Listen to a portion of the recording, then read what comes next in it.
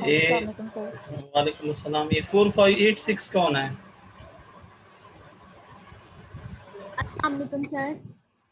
वालेकुम अस्सलाम।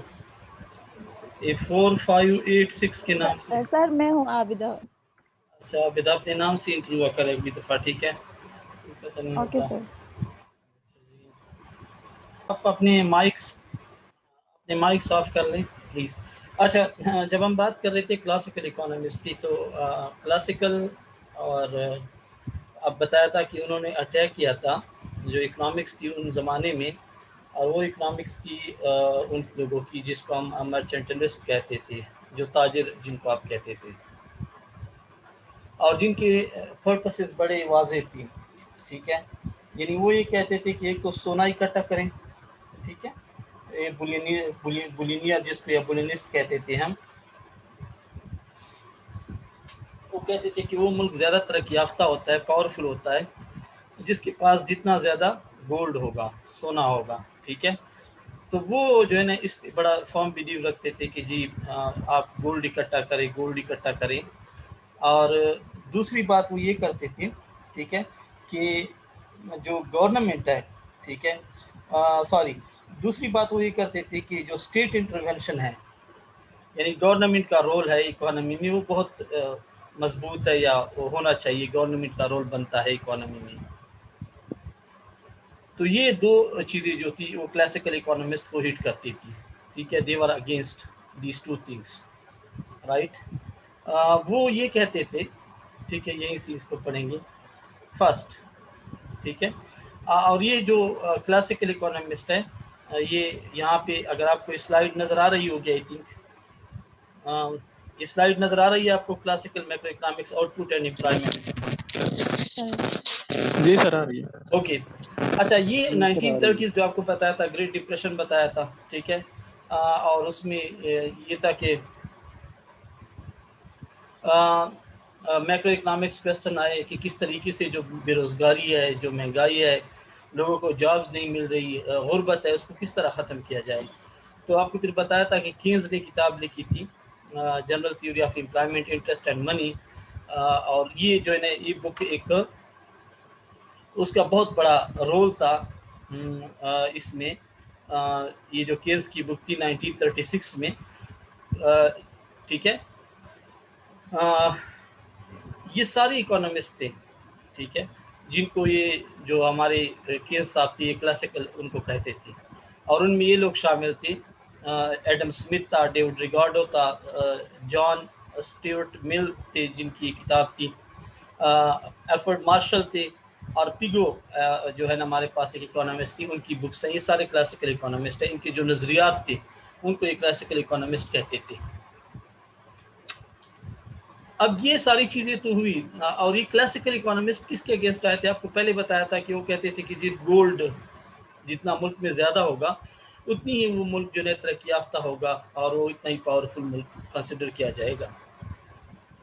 और गोल्ड को किस तरह से इकट्ठा करते थे कि भाई आपकी जो एक्सपोर्ट्स हैं they must be greater than imports, ठीक है? और उसके लिए वो क्या करते थे, उसके लिए वो ऐसी प्लानिंग करते थे कि हमारी एक्सपोर्ट्स ज़्यादा हो।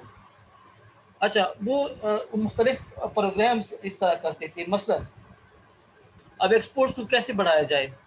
देखिए, आपसे एक मुल्क चीज़ तब खरीदेगा जो चीज़ या उस मुल्क में अवेलेबल ना हो, या आपकी मुल्क में वो चीज़ उस मुल्क से ज़्यादा सस्ती हो। मसलन हम कॉटन एक्सपोर्ट करते हैं अमेरिका, तो कॉटन हमारे यहाँ अमेरिका से ज़्यादा सस्ती है, ठीक है? अब अगर कोई ऐसी चीज़ हो जो यहाँ पे महंगी हो, तो वो क्या करते थे, सब्सिडीज़ देते थे। यानी उनके प्रोड्यूसर को क्या करते थे, हुकूमत जो है ना सब्सिडीज़ देती थी। जिस तरह इस गवर्नमेंट ने चीनी शुगर मिल वाले जो थे, पाकिस्तान में क्या था कि चीनी वाले कह रहे थे, शुगर मिल कह रहे थे कि हमारी प्रोडक्शन ज़्यादा है और हमारे पास एक्स्ट्रा चीनी है, इसको एक्सपोर्ट करें, इसको बाहर भेजिए, वरना हमारी मिल बंद हो जाएंगे और हमें नुकसान होगा और हम जो है ना अगली दफ़ा गन्ना नहीं खरीद पाएंगे। जब गवर्नमेंट ने देखा कि इंटरनेशनल मार्केट में जो प्राइस है, सपोज वो 50 रुपये है, और पाकिस्तान में जो प्राइस है वो तो 75 है। अब शुगर मिल वाले अगर बाहर चीनी बेचेंगे तो 50 रुपए की बेचेंगे, तो उनमें उनको और नुकसान है। तो हुकूमत ने कहा ठीक है जी, हम आपको अलाउ करते हैं, आप चीनी बेचें। और किस तरह बेचें कि आप हमें दें, हम आपसे 75 रुपये की ख़रीदेंगे और बाहर हम इसको एक्सपोर्ट करेंगे 25 रुपये, जो इजाफी 25 रुपीज़ है वो हम अपनी पॉकेट से देंगे। तो इस तरह अरबों रुपए जो है ना हुकूमत ने शुगर मिल को सब्सिडी की जो उसमें दिया, मद में दिया, और इसलिए दिया कि उनको नुकसान ना हो। तो ये भी इस तरह करते थे कि एक्सपोर्ट सब्सिडीज दिया करते थे। जो लोग ऐसी चीज़ें बनाते थे जिसको आप एक्सपोर्ट कर सकते थे, उनको वो मराहत देते थे, टैक्स उसके कम कर देते थे, उसके ऊपर मशीनरी वगैरह उनको देते थे, दूसरे तरीक़ों से उनको फैसिलिटेट करते थे। तीसरी बात ये करते थे इंपोर्ट ड्यूटीज़, जो बाहर से चीज़ आती थी ना मुल्क से बाहर से, तो ज़ाहिर है किसी मुल्क में बाहर से चीज़ तब आती है जब वो सस्ती होती है उस मुल्क में, या उस मुल्क में जो है ना ये प्रोड्यूस होती है, यहाँ पे अवेलेबल नहीं है, तो हुकूमत उसके ऊपर टैक्स लगा देती थी, इंपोर्ट ड्यूटीज़ लगा देती थी। तो वो चीज़ क्या हो जाती थी, जब मुल्क में आती तो वो बहुत ज़्यादा महंगी होती, लोग ख़रीद नहीं पाते, तो वो हमारी इंपोर्ट्स फिर भी कम हो जाती। एक चीज़ ये करते। और तीसरी ये क्या करते थे, कॉलोनीज़ बनाते, यानी दूसरे मुल्कों में इंटरफेयर करते, उसके ऊपर कब्ज़ा करते, जिस तरह बरतानिया ने बरसगीर के ऊपर किया।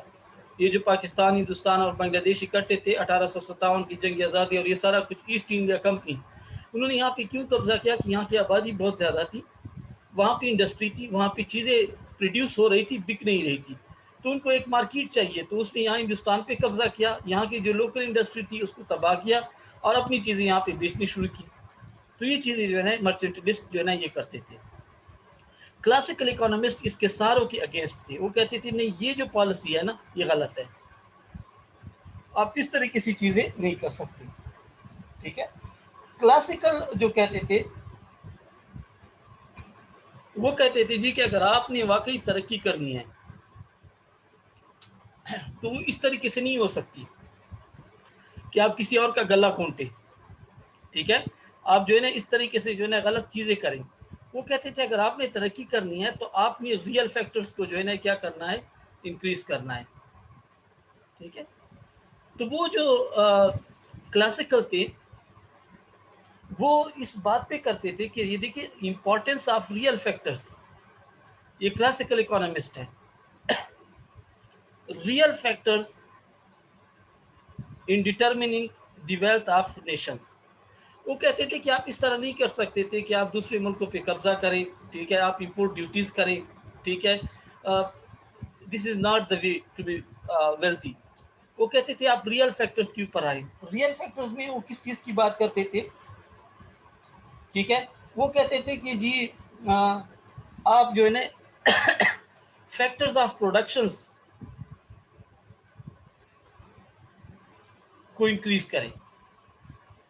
मसलन अगर आपके यहाँ जो ज़मीन है ना उसको आप प्रॉपरली यूटिलाइज करें, लैंड जो बंजर ज़मीन है उसको आप बात करें, जो आपके पास एग्जिस्टिंग ज़मीन है उसकी प्रोडक्टिविटी बढ़ाएं, उस पर जदीद टेक्निक्स अपनाएं। आप जो है ना कैपिटल स्टॉक को इनकरेज करें, आप ज़्यादा सरमायाकारी करें, उसमें आप जो है ना नए प्लांट्स लगाएं, इक्विपमेंट्स लगाएं, मशीनरी लगाएं, कारखाने लगाएं, सरमाया। ठीक है, फिर आप लेबर के ऊपर तवज्जो दें, लेबर की प्रोडक्टिविटी बढ़ाएं। आपके अगर लेबर मजदूर ज़्यादा टेक्निकल होंगे, ठीक है, उनकी हौनो ज़्यादा होगी, उनको चीज़ें आती होंगी, आपके पास लेबर फोर्स होगी ज़्यादा, उनके पास एजुकेशन होंगे, स्किल्स होंगे, तो वो ज़्यादा आपको कमा के देगी। तो एक चीज़ एक क्लासिकल इकोनॉमिस्ट की उनकी डिफरेंस थी, वो कहती थी ये चीज़ें काम नहीं करेंगी, आपने इन चीज़ों के ऊपर आगे आना है अगर आपने तरक्की करनी है, कि आपने फैक्टर्स ऑफ प्रोडक्शन को इंक्रीज करना है, उनकी क्वालिटी बढ़ानी है और उनकी क्वांटिटी बढ़ानी है। तीसरी बात वो कहते थे, दूसरी बात जो थी वो believe the free market mechanism, यानी ये जो क्लासिकल से पहले लोग थे ये कहते थे कि गवर्नमेंट को ऐसे इकदाम करने चाहिए कि जिससे लोगों की कंजम्पशन बढ़े, वो चीज़ें ज़्यादा खरीदेंगे, ज़्यादा इकोनॉमिक एक्टिविटी होगी। जबकि क्लासिकल कहते थे नहीं जी, आप लोगों को चीज़ों खरीदने पे मजबूर नहीं कर सकते, आप चीज़ों की प्रोडक्शन बढ़ाएं। जब आप प्रोडक्शन बढ़ाएंगे तो खुद बहुत चीज़ें बिकेंगी, क्योंकि प्रोडक्शन जब बढ़ाते हैं तो ज़ाहिर है कारखाने फैक्ट्रीज चलेंगी, मजदूरों को जॉब्स मिलेंगी, उनके पास रोज़गार होगा, उनके पास पैसा आएगा, वो जाके बाज़ार में चीज़ें खरीदेंगे। तो वजह है कि आप आर्टिफिशियली, जिस तरह पाकिस्तान में उन्होंने गाड़ियाँ सस्ती की, अब गाड़ियाँ सस्ती करने से क्या हुआ, उनके ऊपर आपने टैक्स कम किया, अब गाड़ी सस्ती होगी, आर्टिफिशियल एक है ना, तो ज़ाहिर है गाड़ी सस्ती होगी, लोग ज़्यादा खरीदेंगे। लेकिन दूसरी तरफ आपने टैक्स कम किया, आपका टैक्स रेवेन्यू कम हो जाएगा, उसका नुकसान तो होगा, आपके पास हुकूमत के पास पैसे कम आएंगे, ठीक है। तो दूसरी तरफ से आप नुकसान करेंगे। वो कहते थे नहीं, आप मार्केट को छोड़ दी, फ्री मार्केट है, चीज़ों की डिमांड और सप्लाई के मुताबिक अगर किसी चीज़ की शॉर्टेज होगी तो उसकी प्राइस बढ़ जाएगी। फॉर एग्जांपल, जिस तरह हमारे यहाँ चीनी की शॉर्टेज है, उसकी कीमत बढ़ी हुई है। अगले साल क्या होगा, फ्लो जो आपकी शुगर मिल्स हैं वो कोशिश करेंगे कि ज़्यादा प्रोडक्शन करें, क्योंकि कीमतें ज़्यादा हैं, तो वो कोशिश करेंगे कि ज़्यादा चीनी पैदा करें ताकि ज़्यादा चीनी बेचे, ज़्यादा मुनाफा कमाएं। इसी तरह जो शुगर केन प्रोड्यूसर है, जो गन्ना प्रोड्यूस करते हैं, वो कोशिश करेंगे कि जी हम ज़्यादा प्रोडक्शन करें, क्योंकि चीनी महंगी है, मिल हमसे ज़्यादा गन्ना खरीदेंगे, अच्छी कीमत पे खरीदेंगे, हमें अच्छी प्राइस मिलेंगी। एंड रिजल्ट क्या होगा कि आपके पास अगले साल चीनी की बहुत ज़्यादा सप्लाई आ जाएगी, ऑटोमेटिकली कीमतें क्या हो जाएगी, कम हो जाएगी। तो ये चीज़ जो है ना क्लासिकल इकोनॉमिस्ट की डिफरेंट थी। वो कहते थे गवर्नमेंट का काम मार्केट्स चलाना नहीं है, मार्केट्स को फ्री करें। एक और चीज़ जो क्लासिकल कहते थे कि जो मनी है उसका रोल जो है ना वो क्या है, उसका रोल सिर्फ फैसिलिटेशन का है। यानी रुपए पैसा जो है ना एज एंड खुद कोई चीज़ नहीं है, ये सिर्फ ट्रेड को फैसिलिटेट करती है। मसलन आपने कोई चीज़ खरीदनी है, पुराने ज़माने में बार्टर सिस्टम हुआ करता था जिसमें चीज़ों के मुकाबले में चीज़ें बिकती थी। यानी आपने कोई चीज़ खरीदनी है तो बदले में आप कोई और चीज़ देते, तब आपको मिलती, जब रुपए पैसा नहीं था। उसमें बहुत सारे मसले थे। फॉर एग्जांपल, एक बंदे को गंदम चाहिए, ठीक है, तो उसको ऐसा बंदा चाहिए था जिसके पास देने के लिए गंदम हो। अच्छा, वो जो गंदम है जिसके पास, सपोज उसको चावल चाहिए, अगेन ऐसा बंदा उसके साथ ट्रेड करता है जिसके पास देने के लिए चावल भी हो। यानी वो जो आपकी मार्ट्स है उसको मिलाना बड़ा मुश्किल होता था। ये माइक्स बंद कर दी प्लीज निमरा। राइट। तो ये चीज़ जो थी ना, वो कहते थे कि इसमें मसला होता है, या आप किसी चीज़ को स्टोर नहीं कर सकते थे। फॉर एग्जांपल, आपके पास आपकी फसल है टमाटर की और वो बहुत ज़्यादा हो गई है। अब आपको ऐसे बंदे चाहिए जिसके पास टमाटर जिनको ज़रूरत हो और बदले में वो चीज़ दी जो आपको ज़रूरत हो, वरना टमाटर ज़ाया हो जाती है। अब पैसों की मदद से आप टमाटर बेच के और पैसे आप सेव कर सकते हैं, उसमें कोई प्रॉब्लम नहीं हो, तो फैसिलिटेट करती है, वो कहते थे as a medium of exchange. तीसरी बात ये थी कि मिसट्रस्ट गवर्नमेंट का रोल बिजनेस करना, कारोबार करना नहीं था, ठीक है। और उसमें वो कहते थे कि नहीं जी, गवर्नमेंट सिर्फ लीगल स्ट्रक्चर फराहम करे, बाकी मार्केट से वो खुद ही अपना केयर करेगी कि कौन सी चीज़ प्रोड्यूस करनी है, कौन सी बेचनी है, कौन सी खरीदनी है। और लास्ट में ये था कि stress the role of individual self interest in solving कोई भी मैक्रो इकोनॉमिक्स इशू हो, बेरोजगारी का हो, ठीक है, महंगाई का हो, जो भी हो, कहते हैं कि इंडिविजुअल लोग आपस में इसको क्या करेंगे, हल करेंगे। देखिए मार्केट्स में हम जाते हैं ना, तो एक इंडिविजुअल के पास पैसे होते हैं, वो जाता है मार्केट में चीज़ खरीदता है। अब उसका काम क्या होता है, कहते हैं अपने पैसे में कम से कम पैसों में ज़्यादा से ज़्यादा चीज़ें खरीदो। दूसरी तरफ जो बेचने वाला है वो कहते हैं ज़्यादा मुनाफा कमाओ। दोनों अपनी इंटरेस्ट के लिए काम करते हैं। अगर मार्केट्स फ्री हों तो आउटकम आपके पास ऐसा आएगा कि दोनों को फ़ायदा होगा। लेकिन अगर मोनोपोली की सिचुएशन हो कि आप मार्केट्स में किसी एक बंदे को कहें कि सिर्फ आप बेचेंगे और कोई नहीं बेचेगा, फिर ये प्रॉब्लम क्रिएट करेगा, फिर जो है ना आपके मसले हल नहीं होंगे। तो ये जो क्लासिकल इकोनॉमिस्ट थे, इन शॉर्ट, उनका मेन जो प्रॉब्लम था वो क्या था, या वो जो मेन फोकस था वो ये था कि भाई अगर आपने तरक्की करनी है तो आप अपने फैक्टर्स ऑफ प्रोडक्शन की क्वालिटी और क्वांटिटी बढ़ाएं। रुपए पैसे का कोई रोल नहीं होता। ये एक ऐसी चीज़ है जो सिर्फ आपकी ट्रेड को और आपकी ट्रांजैक्शंस को, तिजारत को, लेन देन को आसान बनाती है, ठीक है। तो रुपए पैसे को आप उसी हद तक ही रखें। आप ये नहीं कह सकते कि मेरे पास ज़्यादा पैसे होंगे, ठीक है, ज़्यादा करेंसी नोट होंगे तो मैं ज़्यादा तरक्की करूँगा। इट्स नॉट पॉसिबल, ठीक है।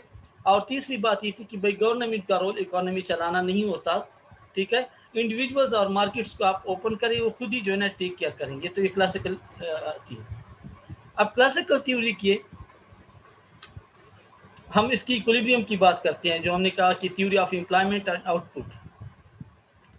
तो ये हमारे पास चीज़ें हैं कि आपके पास इक्विलिब्रियम कहाँ पे आएगी क्लासिकल इकोनॉमिस्ट में। तो हमारे पास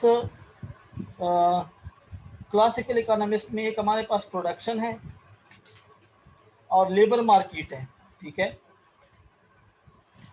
अच्छा, अब देखिए क्लासिकल इकोनॉमिस्ट में कोई मनी मार्केट नहीं है। वो कहते थे मनी का काम जो है ना कोई प्रोडक्शन करना नहीं है, वो तो सिर्फ फैसिलिटेट करती है, ठीक है। तो there is no money market in classical economist.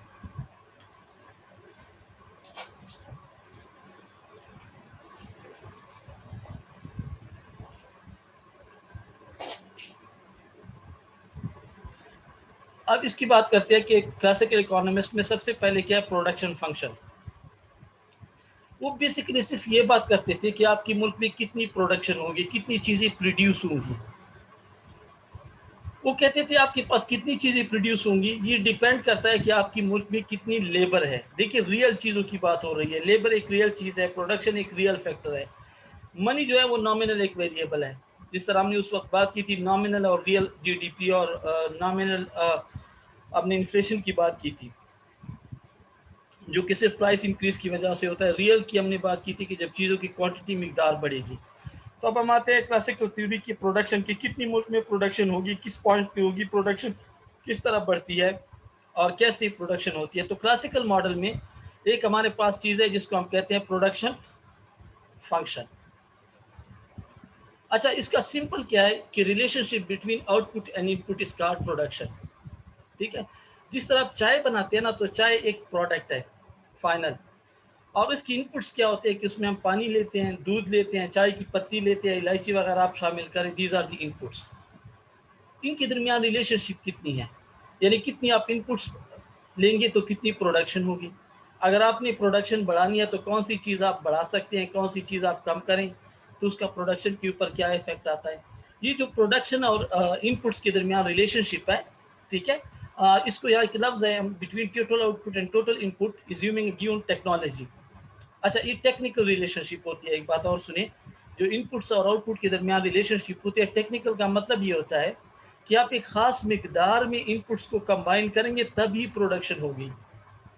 मसलन अगर आप चाय बना रहे हैं और उसमें आप 2 चम्मच चीनी डालें और जो है 20 कप पानी डालेंगे तो वो चाय बेजायका होगी, ठीक है। यानी रिलेशनशिप है, कितनी चीनी कितनी पानी सारा कुछ मिलाना है, एक खास प्रोपोर्शन से आप मिलाते हैं।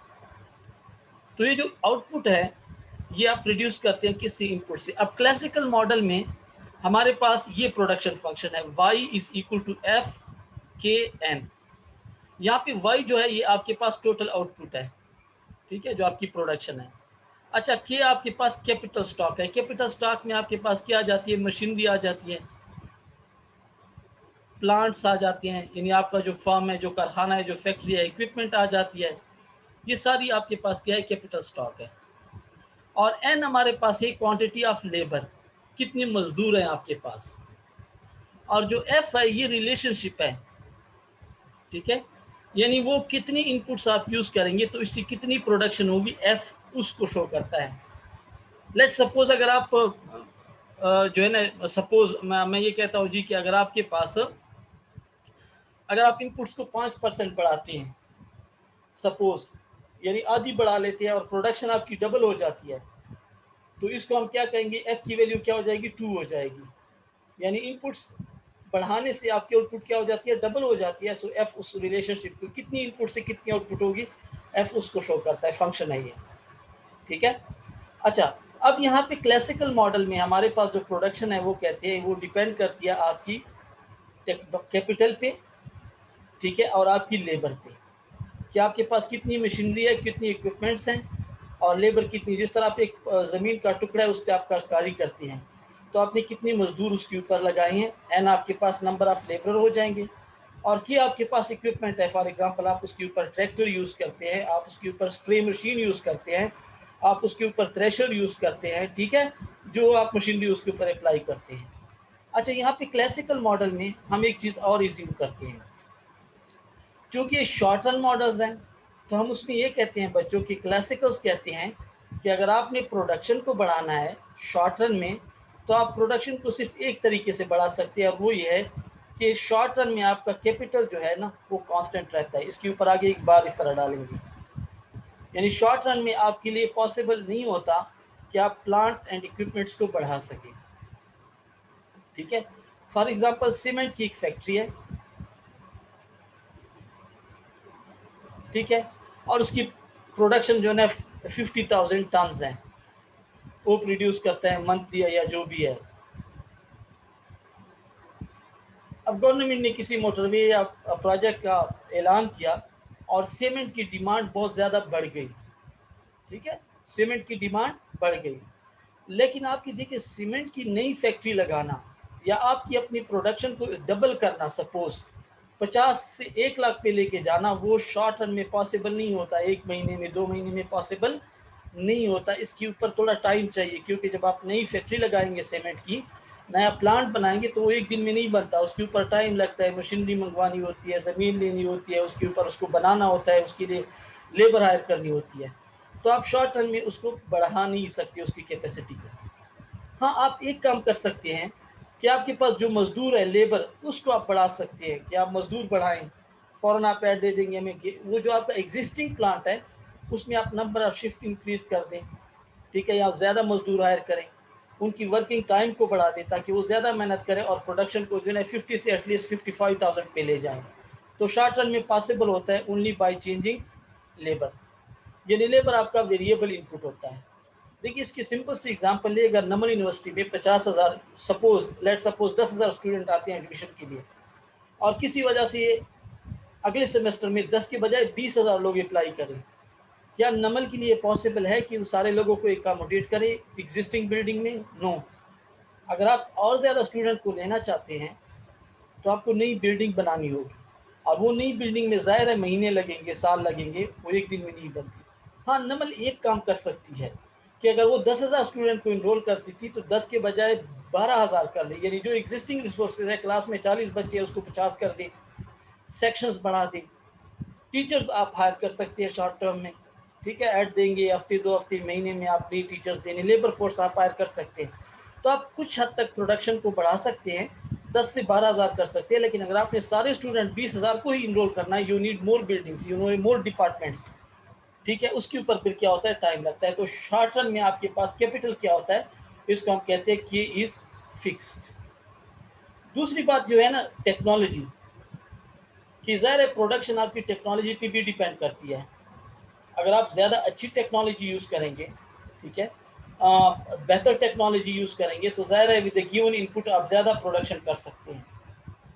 लेकिन याद रखिए टेक्नोलॉजी जो होती है ना, वो एग्जिस्टिंग टेक्नोलॉजी, वो टेक्नोलॉजी भी कोई इम्प्रूव जब होती है तो उसके ऊपर भी टाइम लगता है। देखिए पहले मोबाइल आए हमारे पास, सादा सी मोबाइल थे, तो ये नहीं हुआ कि एक दिन सादा मोबाइल है अगले महीने जो है ना आईफोन आ गए, नो। ये नोकिया की मोबाइल चलते रहे 1-2 साल, उसके बाद नई टेक्नोलॉजी आई। तो गिवन टाइम में टेक्नोलॉजी भी इतनी जल्दी चेंज नहीं होती, ठीक है। तो टेक्नोलॉजी कांस्टेंट रहती है, कैपिटल कांस्टेंट रहता है, you can increase production by increasing labour force only. तो याद रखिए शॉर्ट रन में हमारे पास क्लासिकल मॉडल में लेबर जो है वो क्या रहता है, वो वेरिएबल रहता है, और कैपिटल जो है ना वो क्या करता है, वो सॉरी कास्ट फिक्स रहता है, और लेबर क्या होता है, इनपुट वेरी करता है। So if you want to increase your production, ठीक है, so you can increase labour only. ये जो डायग्राम है हमारे पास, ठीक है, ये उसी को शो कर रहा है, ठीक है। ये आपके पास प्रोडक्शन फंक्शन है, ये टेक्निकल रिलेशनशिप है, ओके। यहाँ आपके पास ये आउटपुट है वाई, और लेबर आपके पास क्या है, ये एन है, लेबर। देखिए सिर्फ आप लेबर को बढ़ा रहे हैं, 1 से 2 से 3 मजदूर ले रहे हैं, और आपके पास प्रोडक्शन क्या है, ये बढ़ रही है। अब ज़रा देखिए हो क्या रहा है, इसको अगर मैं यहाँ पे शो करूँ तो ये नंबर ऑफ मजदूर आप यूज़ कर रही हैं। तो पहले आपके पास कोई मजदूर नहीं है, ज़ीरो, फिर आप एक मजदूर हायर करते हैं, दूसरा हायर करते हैं, तीसरा हायर करते हैं, चौथा करते हैं, पांचवा करते हैं, और छठा। ये आपके पास लेबर है, मजदूर है। अब आपके पास आउटपुट, ये वाई जो है ना आपके पास टोटल आउटपुट है, ठीक है। अब जब आपने पहला मजदूर हायर किया, राइट, तो ज़ीरो पे आपके पास क्या है, देखिए प्रोडक्शन यहाँ ज़ीरो से स्टार्ट हो रही है, तो ज़रा कोई मजदूर नहीं होगा तो प्रोडक्शन आपकी क्या होगी, ज़ीरो होगी। जब आपने पहला मजदूर हायर किया तो आपकी प्रोडक्शन बढ़ के कितनी हो गई, 9 यूनिट हो गई, ठीक है। दूसरा मजदूर आपने हायर किया तो आपके पास क्या हुआ जनाब, that increase to I think yes, ये 9 से 19 पे चली गई। अच्छा, तीसरे मजदूर से ये चली गई जनाब 27 पे, 18 है, sorry 19, and that increased to 27. So 27, yes.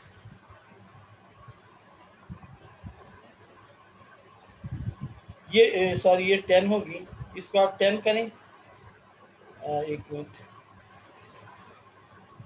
ये मुझे थोड़ा सा कंफ्यूजन है, इसमें नज़र नहीं आता। ये पहले पे 10 हो जाएगी, दूसरी पे 20 हो जाएगी। अच्छा बच्चों, तीसरी पे ये जो आपके पास है that will decrease to okay 20, and the next is 27। अच्छा, फोर्थ पे बच्चों हमारे पास हो जाएगी 32। अच्छा, फिफ्थ पे आपके पास हो जाएगी 32 हो गई है जनाब। फिफ्थ पे आपके पास ये आ जाएगी, फोर्थ पे 32 हो गई है जनाब। अच्छा, फिफ्थ पे ये थोड़ी सी कम है, फिफ्थ पे राउंड अबाउट है, ये 33 है या 34 है, 34 कर ले सॉरी। और लास्ट पे जो आपके पास 6 पे ये आपके पास है, सो ये नेगेटिव में चली जाती है, तो 6 पे आप इसको यू कर ले कि ये आपके पास हो जाती है लेट्स सपोज 28। ये टोटल प्रोडक्शन है। वाई आपके पास क्या है, टोटल आउटपुट। अब हमेशा याद रखिए एक डिसीजन होता है, ये है ना, ये मेरे पास ये, इसको मैं आपको बता रहा हूँ कि किस तरह से आपने हासिल किया है, ठीक है। अब एक चीज होती है कि जब आपके पास प्रोडक्शन फंक्शन ये है एफ ऑफ के कांस्टेंट एन, जब आप लेबर को बढ़ाएंगे तो जो आपकी आउटपुट है वो तीन तरीके से बिहेव करेगी। अब देखिए, एक चीज आप बढ़ा रहे हैं, सिर्फ लेबर बढ़ा रहे हैं, ठीक है, बाकी टेक्नोलॉजी भी सेम है, प्लांट साइज भी सेम है। ये बिल्कुल आप इस तरह करें ना कि जिस तरह आप चाय है आपके पास, आप चाय में सिर्फ चीनी का इजाफा कर रहे हैं, बाकी दूध भी उतना ही है, पानी भी उतना है, बाकी चाय की पत्ती भी उतनी डाली है, एक फिक्स है। सिर्फ अगर आप उस दूध को इस्तेमाल करेंगे, दूध को बढ़ाएंगे, तो चाय के टेस्ट पे क्या इफेक्ट होगा, ये बिल्कुल इसी तरह ही है कि आपने देखना है कि जब आप मजदूर बढ़ाएंगे, बाकी चीज़ें तो आप चेंज नहीं कर सकते, वो तो कांस्टेंट है। So what will happen to output, तो आउटपुट बच्चों तीन तरह से बिहेव करती है, ठीक है। इसको हम ज़्यादातर एग्रीकल्चर की मदद में भी समझ लीजिए। ज़मीन का एक टुकड़ा है ना, फॉर एग्जांपल 10 कनाल का एक प्लॉट है और आप उस पर जो है मजदूरी अप्लाई करते हैं, आपको उसको कास्ट करना है, आपके पास ट्रैक्टर भी है, बाकी इक्विपमेंट है। अगर आप एक मजदूर इस्तेमाल करेंगे ना, तो उससे क्या होगा, मे बी वो उसको बेहतर तरीके से यूटिलाइज ना करे ज़मीन को, उसके पास इतना, चूँकि एक ही मजदूर है, काफ़ी नहीं होगा, तो आपकी प्रोडक्शन बढ़ तो जाएगी, पर अगर आप अगला मजदूर उसमें डालेंगे तो आपकी प्रोडक्शन और ज़्यादा बढ़ेगी, क्योंकि बहुत मजदूर थोड़े बढ़ जाएंगे तो एफिशिएंटली ज़मीन को यूटिलाइज करेंगे। यानी आपने एक मजदूर बढ़ाया, हो सकता है आपकी आउटपुट ज़्यादा बढ़ जाए। पहला मजदूर जो आपको 10 यूनिट प्रोड्यूस करके दे रहा था, जब आप दो मजदूर करेंगे तो उनकी प्रोडक्शन 12 के बजाय 25 हो जाएगी। इसको हम कहते हैं इंक्रीजिंग रिटर्न टू स्टेट। मसलन अगर आप लेबर को सपोज आपने 5% इंक्रीज किया और आउटपुट आपकी मोर देन 5%, यानी फॉर एग्जांपल 10% इंक्रीज कर गई, ठीक है, तो इसको हम कहते हैं इंक्रीजिंग रिटर्न टू स्केल, ठीक है। यानी आपकी आउटपुट में इंक्रीज जो है वो इनपुट में इंक्रीज से ज़्यादा हो, सो that is called increasing return. अगर ये हमारे पास ये हो कि आपने लेबर को 5% बढ़ाया और आउटपुट भी 5% ही बढ़ी, so that is called constant return to scale, CSR। यानी आपने जितने मजदूर बढ़ाए, प्रोडक्शन भी उतनी ही बढ़ी, ये होता है कांस्टेंट रिटर्न टू स्केल। और अगर आपने ये किया कि आपने लेबर जो है 5% बढ़ाई, लेकिन आपकी जो प्रोडक्शन है वो 3% सपोज बढ़ी, यानी 5% से कम, so this is called diminishing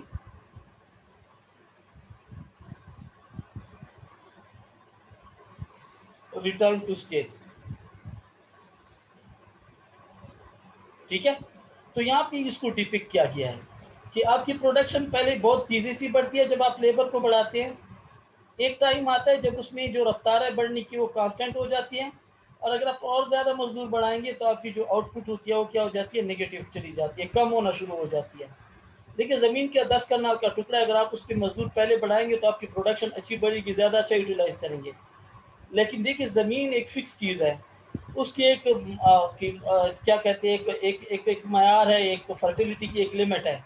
ऐसा नहीं है कि आप उसमें ज़्यादा खाद डालते जाएं तो उसकी प्रोडक्शन भी बढ़ती बढ़ती जाएगी। नो, एक टाइम आएगा कि वो मैक्सिमम प्रोडक्टिविटी पे चले जाएंगे। उसके बाद अगर आप और मजदूर लगाएंगे और चीज़ें यूज़ करेंगे तो ज़मीन बजाय ज़्यादा प्रोडक्शन की उसकी प्रोडक्शन क्या हो जाएगी, कम होनी शुरू हो जाएगी। तो सेम ये फिनोमेना शो करता है, क्लासिकली कहते हैं। ये जो लाइन है ये MNP, ये कैसे हासिल हुई है, ये मार्जिनल प्रोडक्ट ऑफ लेबर है। मैंने यहाँ पे एन कर दिया है, चूंकि लेबर को हम एन से ज़्यादा कर रहे हैं तो एन यहाँ पे। और ये कैसे होता है, ये बराबर होता है चेंज इन वाई, यानी change in total output divide by change in an. कि अगर आप एक एक्स्ट्रा मजदूर लगाते हैं उसका प्रोडक्शन के ऊपर क्या इन्फ्लुएंस आता है, उससे प्रोडक्शन कितनी चेंज होती है। पहले का नहीं होगा, दूसरे का क्या होगा। देखिए आप इसमें करते हैं, ऊपर क्या होता है डेल्टा वाई, यानी वाई को क्या करते हैं 10 - 0 डिवाइड बाय ये एन वाला 1 - 0, इस तरह से आप लेते हैं इसको, तो ये आपके पास आएगा 10। दूसरे का फिर किस तरह होगा, अगेन 20 - 10 डिवाइड बाय 2 - 1, तो ये भी आपके पास 10 आएगा। तीसरे का क्या होगा 27 - 20 डिवाइड बाय 3 - 2, तो ये आपके पास आएगा 27 - ये 7 आएगा। फिर 32 - 27 डिवाइड बाय 4 - 1, तो ये आपके पास आएगा 5, ये आपके पास आएगा 2, और ये आपके पास बच्चों आएगा -6। अब देखिए यहाँ पे जो आपकी प्रोडक्शन है किस तरह बढ़ रही है, आपने इनपुट को बढ़ाया तो प्रोडक्शन आपकी सेम रही। ये क्या होगा, ये होगा कांस्टेंट रिटर्न टू स्केल। अगले यूनिट्स में क्या हो रहा है, आपने प्रोडक्शन बढ़ाई और सॉरी लेबर बढ़ाया, तो आपकी आउटपुट क्या हुई, मार्जिनल प्रोडक्ट क्या हुई, कम होना शुरू हो गई, 7 से 5, 5 से 2। ये क्या होता है, ये डिमिनिशिंग रिटर्न टू स्केल। और यहाँ पे आपके पास अगर आप यहाँ पे और लेबर बढ़ाते हैं तो बजाय आपकी मार्जिनल प्रोडक्ट की बढ़ने की वो क्या हो जाती है, कम हो जाती है।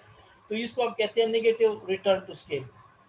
ठीक है, तो याद रखिए आपने प्रोडक्शन कहाँ पे स्टॉप करनी है, हमेशा याद रखिए प्रोडक्शन वहाँ पे स्टॉप करेंगे जहाँ पे आपका टोटल प्रोडक्ट मैक्सिमम हो। टोटल प्रोडक्ट क्या हो, मैक्सिमम हो, उस पॉइंट पे आपने क्या करना है, स्टॉप करना है। अब आप कितनी प्रोडक्शन प्रोड्यूस करेंगे, ठीक है। यानी एक फैक्ट्री जो है ना उसके पास इस तरह का पैटर्न है कि बहुत ज़्यादा लेबर आप हायर करेंगे वो भी आपके लिए नुकसानदेह है, बहुत कम लेबर हायर करेंगे वो भी ठीक नहीं है। तो कितनी लेबर होगी आप, तो आप कोशिश करेंगे कि उतनी लेबर हायर करें कि जिस पे आपका जो प्रोडक्शन है वो सबसे ज़्यादा हो, जिस पे आपकी प्रोडक्शन क्या हो, सबसे ज़्यादा हो। ठीक है, ये जो यहाँ पे 12 नहीं, ये सिर्फ उसी चीज़ को देखिए, ये चेंज इन आउटपुट है ना, यहाँ मैंने देखा ठीक है 10 - 0, ये उस डिस्टेंस को शो कर रहा है। देखिए यहाँ पे आपके पास 20 - 10 क्या हो जाएगा, 10 हो जाएगा, ये 10 है।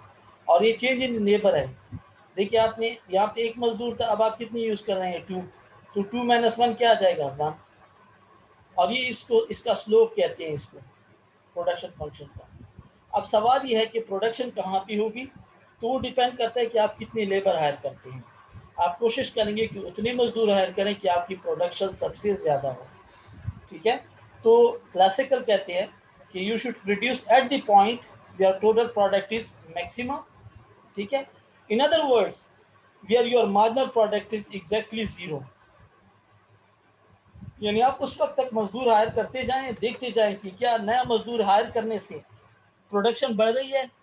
अगर आप एक नया मजदूर हायर करते हैं, मार्जिनल प्रोडक्ट की हम बात कर रहे हैं, और उससे आपकी प्रोडक्शन बढ़ती है तो आप उसको हायर करें। देखिए इसकी एग्जांपल बिल्कुल सादा सी बात है, आपकी फैक्ट्री है, वहाँ पे मोबाइल फ़ोन बनते हैं और आप उसके लिए हायर करते हैं वर्कर। अब आप मोबाइल फ़ोन कितना प्रोड्यूस करेंगे, आप देखेंगे कि जब मैं उसको सेल करता हूँ मुझे उससे पैसे कितने मिलते हैं। सपोज आप 10,000 का मोबाइल फ़ोन बनाते हैं और मार्केट में 14,000 का बिकता है, इसका मतलब है आपको बड़ा फ़ायदा है, आप और मोबाइल फ़ोन बनाएं और आप ज़्यादा प्रोड्यूस करेंगे। लेकिन जब आप ज़्यादा प्रोडक्शन करेंगे, ज़ाहिर है मार्केट में सप्लाई बढ़ेगी तो प्राइस कम होगी। अब आपने जब बनाया नेक्स्ट, तो हुआ क्या, व्हाट हैपेंड कि जनाब अगला जो आपने बनाया वो 10,000 का, लेकिन बिका किसका? 10,500 का। अभी भी आपको फ़ायदा है, आप और भी प्रोडक्शन बढ़ाएंगे। अगर आपका मोबाइल अगला बेचा, आपने बनाया 10,000 का और वो 10,001 रुपये का भी बिकता है, आपको 1 रुपये का तो फ़ायदा है, तो आप और प्रोडक्शन बढ़ाएंगे। आप स्टॉप कहाँ पे करेंगे कि आपने मोबाइल 10,000 का बनाया और मार्केट में 10,000 का ही बिका, that is your stop point. इसके आगे अगर और प्रोडक्शन ज़्यादा करेंगे, प्राइस और कम होती जाएगी, होगा कि आप 10,000 का बनाएंगे, वो बिकेगा 9,000 का, आपको नुकसान होगा, तो आप कभी भी उस तरफ नहीं जाएंगे।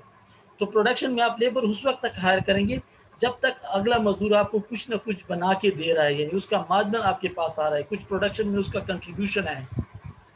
ठीक है, आगे हम फिर लेबर मार्केट की तरफ जाएंगे। ये टोटल प्रोडक्शन है, यहाँ पे 40 मिनट्स है, वीडियो कन्वर्ट होगी, ठीक है, और सेव होगी, तो इस पे 5 मिनट लगेंगे। तो 5 मिनट के बाद आपने दोबारा इसी लिंक पे